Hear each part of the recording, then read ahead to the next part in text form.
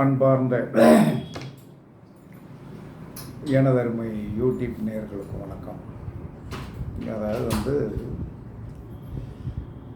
வாழ்க்கையில் நெடுநாளைய பிரச்சனைகள், நெடுநாளாக நான் பிறந்த காலத்திலிருந்து என்ன சொல்கிறேன்னா, எனக்கு நிம்மதி இல்லையா, என் வாழ்க்கை போராட்டமாகவே இருக்கிறது, எல்லா விதத்திலும் எனக்கு கஷ்டம் இருக்கிறது, என்னால் எதுவுமே செயல்படுத்த முடியல, பிறந்ததிலிருந்து நான் இப்படி தான் இருக்கேன், நான் கடை தேறுவதற்கு வழி உண்டா அப்படிங்கிறதுக்கு ஒரு அற்புதமான சொல்யூஷன் சொல்கிறேன்.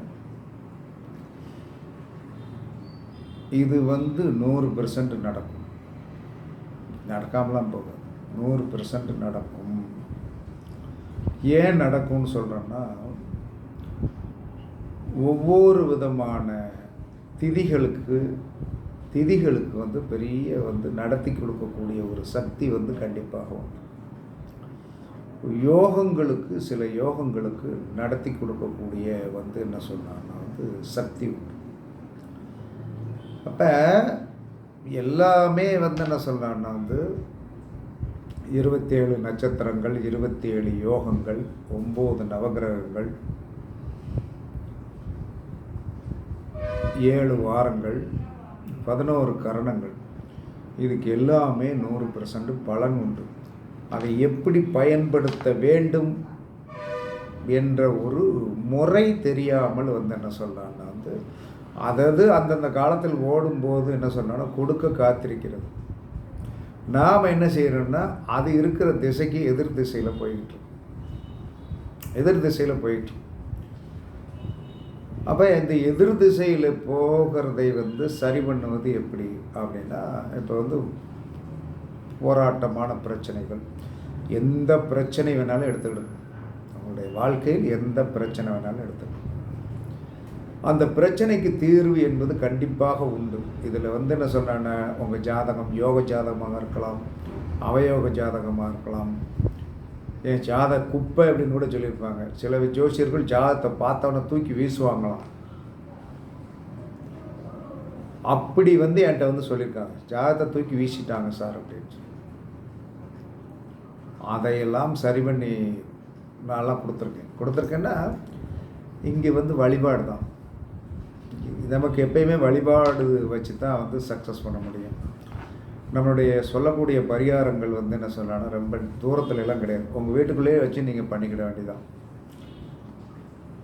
அவ்வளோதான். வேறு ஒன்றும் இங்கே அதிகமாக கங்கை காவிரிக்கு போகணும், கல்கத்தாவுக்கு போகணும், கல்கத்தா காளியை பார்க்கணும்லாம் நான் சொல்லவே மாட்டேன். அவங்கெல்லாம் நமக்கு எங்கே இருந்தாலும் நம்ம வழிபாடு பண்ண கூப்பிட்டா வந்துடுவாங்க, இதுதான் உண்மை. அப்போ என்ன சொல்கிறேன்னா, உங்களுடைய பிரச்சனை எதுவாக இருந்தாலும் எடுத்துக்கொள்ளுங்கள். திருமணம், குழந்தை பேர், உங்களுக்கு எதிராளி பிரச்சனை, உங்களுடைய வாழ்க்கையில் அடைய முடியாத இலக்கு, இவ்வளோ தான் இந்த பிரச்சனை. இப்போ ஒருத்தருக்கு தொழில் ஓடவே மாட்டேங்குது, 4 நாளைக்கு ஓடுது, 4 நாளைக்கு ஓடலை, அதுக்கும் இந்த பரிகாரத்தை செய்யலாம்.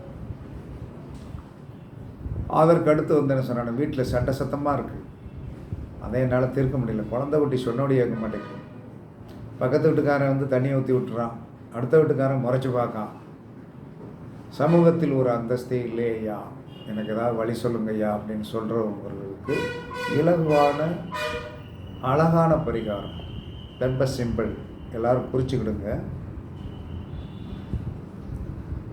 தமிழ் மாதத்தின் மாதப்பிறப்பு, தமிழ் மாதத்தின் மாதப்பிறப்பு, தமிழ் மாதத்தின் அமாவாசை, அதற்கடுத்து வியாதிபாத நாமயோகம், வைத்திருதி நாமயோகம், இந்த நாளையும் பஞ்சாங்கத்தில் குறித்து வச்சுக்கணும். இப்போ அடுத்து கிட்டக்க என்ன வருது, வைகாசி மாதம் வருது. வைகாசி மாதம் 1ஆம் தேதியிலிருந்து ஆரம்பிங்க, தொடர்ச்சியாக 12 மாதங்கள் டிஸ்கன்னியூ ஆகக்கூடாது, தொடர்ச்சியாக 12 மாதங்கள் நாட் டிஸ்கன்னியூ ஆகக்கூடாது. பஞ்சாங்கத்தில் குறித்து வச்சிடணும். அப்போ பஞ்சாங்கத்தில் குறித்து வச்சுட்டு என்ன செய்யணும் அப்படின்னா, நாம் விருப்பப்பட்ட கோவில், உங்களுடைய விருப்பப்பட்ட கோயில் எந்த விநாயகரா, முருகனா, எனிஒன் காட்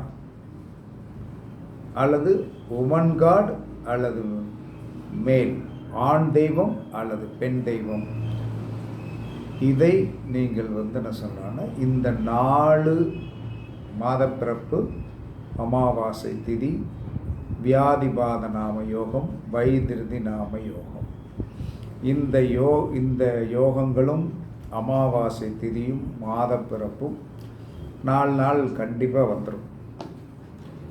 வந்த உடனே என்ன சொல்கிறாங்கன்னா, மாதப்பிறப்பு அன்னைக்கு நீங்கள் யாரை விருப்பமாக கும்பிடுகிறீர்களோ, ஒரு பெண் தெய்வமாக இருக்கா இல்லை முருகனாக இருக்கா, போய் என்ன செய்யுங்க, முதல்ல அதை எப்படி ஆக்டிவேஷன் பண்ணணும்னு தெரியும்.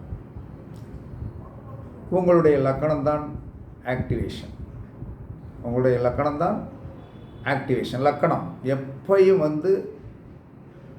நட்சத்திர ராசியை விட வலிமையான சக்தி லக்கணத்திற்கு உண்டு. ஏன்னா அதுதான் முதல் லக்குனா லானா இக்கண்ணா போட்டு எழுதியிருப்பாங்க. லக்குன்னா என்னது? லக்கு அதான் என்ன ராசி கொடுத்தாலும் சரி தான், சூரியன் கொடுத்தாலும் சரி தான், அனுபவிக்க போகிறது அந்த லக்கணம் தான், அனுபவிக்க போகிறது அந்த லக்கணம் தான்.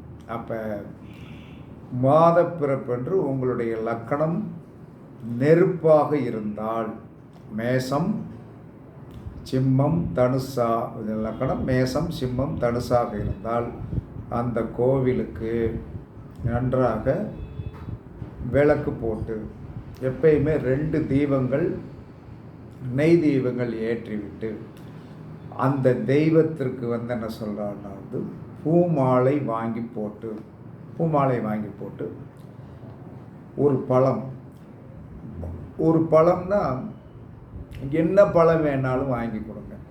ஒரு ஆப்பிள் சாமியோடைய பாதத்தில் வச்சுருங்க ஐயா, வச்சுருங்க. இல்லை 2 நாட்டு வாழைப்பழம் பாதத்தில் வச்சுருங்க. இல்லைன்னா செவ்வாழைப்பழம் வச்சுருங்க. எனிஒன் இதை நான் சொன்னான்னா, நெருப்பு லக்கணத்தில் போய் பிறந்தவர்கள் தீபம் ஏற்றணும். கண்டிப்பாக பூமாலை வாங்கி போடணும்.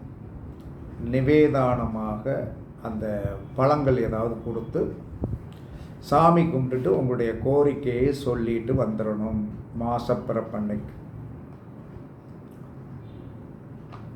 அதே சமயத்தில் என்ன சொல்கிறான்னா, மண் லக்கணத்தில் போய் பிறந்தவர்கள், ரிஷபம் கன்னி மகரத்தில் போய் பிறந்தவர்கள், மண் லக்கணத்தில் போய் பிறந்தவர்கள். அப்போ மண் லக்கணத்தில் போய் பிறந்தவர்கள் என்ன செய்யணும் அப்படின்னா, இதற்கு இல்லையா சந்தனம், எதுக்கவே கோவிலில் என்ன சொல்கிறாங்கன்னா சந்தனம் வைப்பாங்க. ஒரு சந்தன டப்பா அல்லது சந்தன உருண்டை இதில் என்ன சொல்கிறாங்கன்னா இலையில் மடித்து கொடுங்க அப்படின்னா வாங்கிட்டு சந்தனம் குங்குமமும் வாங்கி கொடுத்து பூமாலை போட்டு சந்தனம் குங்குமம் வாங்கி கொடுத்துரும். அதெல்லாம் பேப்பரில் மடித்து நீட் பண்ணி குங்குமம் ப்ளஸ் என்ன சொன்ன சந்தனத்தை பூசாரிட்ட கொடுத்து உங்கள் பேருக்கு அர்ச்சனை பண்ணனாலும் பண்ணலாம், பண்ணலைனாலும் பரவாயில்ல, அப்படியே போய் என்ன சொன்னா கொடுத்துட்டு நீங்கள் வழிபாடு பண்ணிட்டோம். அதாவது நெருப்பு லக்கணத்தில் போய் பிறந்தவங்க தான் தீபம் போடணும். மண் லக்கணத்தில் போய் போட்டவங்க போகிறவங்க பூமாலை கண்டிப்பாக போடணும். சந்தனம் குங்குமம் வாங்கி கொடுத்துட்டு தெய்வத்திடம் உங்களுடைய கோரிக்கையை செய்துட்டு வந்துடணும். அதற்கடுத்து காற்று லக்கணத்தில் போய் பிறந்தவர்கள், மிதுனம் துலாம் கும்பத்தில் போய் பிறந்தவர்கள் நீங்கள் என்ன செய்யணும்னா, இது காற்று ராசி. அப்போ காற்று ராசி அப்படின்னு சொல்லி வரும்போது என்ன சொல்கிறாங்கன்னா அம்மனுக்கு தூபம் காட்டுவாங்க. தூபம் காட்டுவாங்கன்னா இவர்கள் சாம்பிராணி வாங்கி கொடுக்கணும். சாம்பிராணி வாங்கி கொடுத்துட்டு பூமாலை வாங்கி போட்டுட்டு அங்கே கொஞ்சம் நேரம் நின்று என்ன சொல்கிறான்னா காரிய சித்தி மந்திரம் எதுவாக இருந்தாலும் சொல்லிட்டு வரணும். அதற்கடுத்து என்ன சொல்கிறான்னா ஜல லக்கணத்தில் போய் பிறந்தவர்கள் அம்மனுக்கு பாலாபிஷேகம் பண்ணுவதற்கு பால் கொடுக்கலாம், இளநீர் கொடுக்கலாம், பன்னீர் கொடுக்கலாம். இதை கொடுத்துட்டு பன்னீரும் பூமாலை வாங்கி கொடுத்து அழகாக சாமி கும்பிட்டுட்டு உங்களுடைய கோரிக்கையை நிதானமாக சொல்லிட்டு வரணும். அப்போ இது 4 லக்கணம்.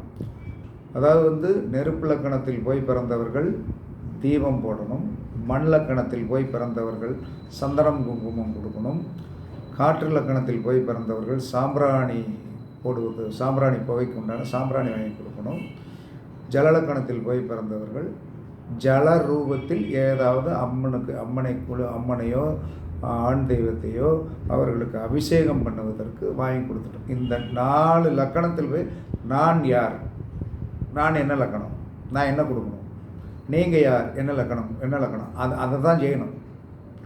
அப்போ தான் நமக்கும் அந்த தெய்வத்துக்கும் ஒரு லிங்க் கிடைக்கும். அப்போ என்ன சொல்கிறான்னா இப்படி உங்களுடைய லக்கணங்களை நீங்கள் கணக்கு பண்ணிக்கணுங்க. ராசியை கணக்கு பண்ண வேண்டாம், லக்கணங்கள் தான்.